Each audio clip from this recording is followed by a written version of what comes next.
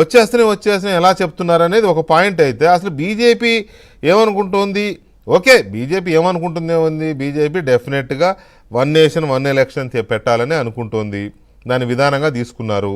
జమిలీ ఎన్నికలు తీసుకురావాలి వీళ్ళని తొందరగా అనుకుంటున్నారు. కానీ ఇప్పుడు వినుషారెడ్డి గారు నమస్తే అండి. రేపు 2029లో ప్రస్తుత లోక్సభ గడువు అయిపోతుంది. 2029 కంటే ముందే లోక్సభను రద్దు చేసేసి దేశంలో ఉన్న అన్ని రాష్ట్రాల అసెంబ్లీలను కూడా వెనక్కి జరిపి ముందుకు జరిపి సెట్ చేసి జమిలీ ఎన్నికలకు వెళ్ళే అవకాశం ఉందా, లేకపోతే ఆలోచన చేస్తున్నారా సమీప భవిష్యత్తులో అట్లా వెళ్ళాలని? ఎందుకు ఈ పార్టీలు ఇట్లా అడావుడి చేస్తూ ఉన్నాయి? వెంకటకృష్ణ గారు, మీకు ఏవిఎం ప్రేక్షకులకి ప్యానెల్లోని మిత్రులందరికీ నమస్కారం. నమస్తే అండి. అంటే స్టార్టింగ్ నుంచి వాదనలు విన్నాను నేను. రాజ్యాంగం ప్రకారము ఇంత పెద్ద భారతదేశంలో ఒక నేషన్ వన్ ఎలక్షన్ తర్వాత వన్ నేషన్ వన్ పార్టీ అంటారని. So just 2 minutes of briefing. మన దేశాన్ని అందరూ అన్నారు, అంటే కాంగ్రెస్ పార్టీ వాళ్ళు వీళ్ళు మొత్తం దేశాన్ని మొత్తం వాళ్ళు బీజేపీ రూల్లోకి రాజ్యాంగాన్ని ఎట్లా పడితే అట్లా వాడతారంటున్నారు. I just want to remind, Britishers మన భారతదేశాన్ని వదిలిపోయేటప్పుడు కూడా మీరు ఇంత పెద్ద దేశము, ఇన్ని విభిన్నమైన డైవర్సిటీస్ ఉన్నాయి, మీరు అసలు ఏల్కోలేరు అన్నారంట. కానీ 2 రోజుల క్రితమే మనం రాజ్యాంగ దినోత్సవం సెలబ్రేట్ చేసుకున్నాము. అంబేద్కర్ గారి ఆధ్వర్యంలో మనమే పరిపాలించుకోగలము. సో కాల్డ్ వెస్టర్న్ డెమోక్రసీస్ కన్నా ఈ రోజు మనం చూసాము, అమెరికాలో పోయినసారి 2020లో వాళ్ళు ఎలక్ట్ అయినప్పుడు క్యాపిటల్ రైట్స్ ఘర్షణలు జరిగాయి, మేము యాక్సెప్ట్ చేయమని చెప్పి.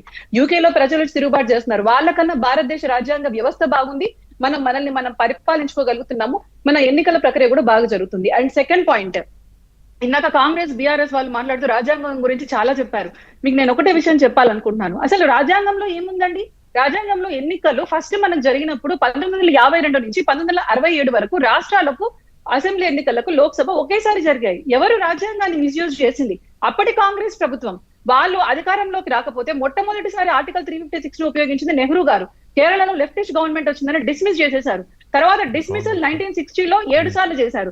1966 నుంచి 1980 వరకు ఇందిరాగాంధీ గారు, ద గ్రేట్ ఇందిరాగాంధీ గారు 50 సార్లకు పైగా ఆర్టికల్ 356 ఇష్టం వచ్చినట్లు డిస్మిస్ చేయడం గవర్నమెంట్స్ ని.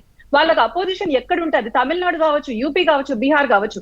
మీకు గుర్తు ఉండే ఉంటుంది, ఎమర్జెన్సీ తర్వాత ఆమె మళ్ళీ అధికారంలోకి వచ్చాక ఒకేసారి one single stroke president rule ఉపయోగించి 9 రాష్ట్రాలలో ఉత్తరప్రదేశ్, బీహార్, మహారాష్ట్ర, గుజరాత్, ఒడిస్సా, పంజాబ్ వాళ్ళు రాలేదని కాంగ్రెస్ ప్రభుత్వాలు లేవని 9 రాష్ట్రాలలో ఆవిడ ప్రెసిడెంట్ రూల్ జస్ట్ డిస్మిసల్. ఇలా చేయడం వల్ల రాష్ట్రాలకు కేంద్రానికి ఒక సమన్వయ లోపం ఏర్పడింది. అందువల్లనే 1967 వరకు సైమల్టేనియస్ గా ఒకేసారి జరిగిన ఎన్నికలు కాంగ్రెస్ ప్రభుత్వం, ద గ్రేట్ కాంగ్రెస్ ప్రభుత్వం రాజ్యాంగాన్ని ఇష్టం వచ్చినట్టు వాడడం వల్ల జరిగింది సరే మిస్టేక్. అప్పుడు ఎప్పుడో ఏమి ఇంత టెక్నాలజీ లేనప్పుడు 52 నుంచి 67 వరకు చేసినప్పుడు ఇప్పుడు ఎందుకు చేయలేము? అండ్ ఇది నేను చెప్తుంది ఏంటంటే, రాజ్యాంగం గురించి మాట్లాడే హక్కు కాంగ్రెస్ పార్టీకి అసలు లేదు. రాజ్యాంగాన్ని గౌరవించేది మేము. And second point, Ramnath Kovind గారి ఆధ్వర్యంలో ఒక కమిటీ ఏర్పడింది. అంతకన్నా ముందే 2014లో ఒక పార్లమెంటరీ స్టాండింగ్ కమిటీ ఏర్పడింది. లా కమిషన్ ది కూడా వాళ్ళు రిపోర్ట్ తీసుకున్నారు. మీరు ఈ రోజు అందరూ మాట్లాడేస్తున్నారు ఏవో ఎన్నికలు వచ్చేస్తాయని. Everything is out. Ramnath Kovind గారి రిపోర్ట్ బయటకు ఉంది, మీకు లా కమిషన్ సిఫార్సులు బయట ఉన్నాయి, అంతకుముందు పార్లమెంట్ స్టాండింగ్ కమిటీ రిపోర్ట్స్ ఉన్నాయి. మీరు అది ప్లీజ్ ఐ వాంట్ రెడ్డి గారు, రామ్నాథ్ కోవింద్ గారి కమిటీ ఇచ్చిన రిపోర్టు, లా కమిషన్ ఇచ్చిన రిపోర్ట్స్ ఇవన్నీ ఉన్నాయి. వాళ్ళు ఏమన్నారంటే ఇది స్వాగతించదగ్గ పరిణామమే. దేశానికి ఇది ఏ రకంగా చూసినా కూడా ఆర్థిక పరిస్థితులు చూసినా లేకపోతే ఖర్చులు చూస్తే మంచిదే అని చెప్పినారు. కానీ ఇమీడియట్గా పెట్టేమని వాళ్ళు అనలేదు. కేంద్ర ప్రభుత్వం కూడా ఎక్కడ ఇమీడియట్గా పెడతానని కేంద్ర ప్రభుత్వం ఎక్కడ అన్నట్టు నేను కూడా వినలేదు. కానీ తెలుగు రాష్ట్రాల్లో జరుగుతున్నది డిబేట్ అనేది అసలు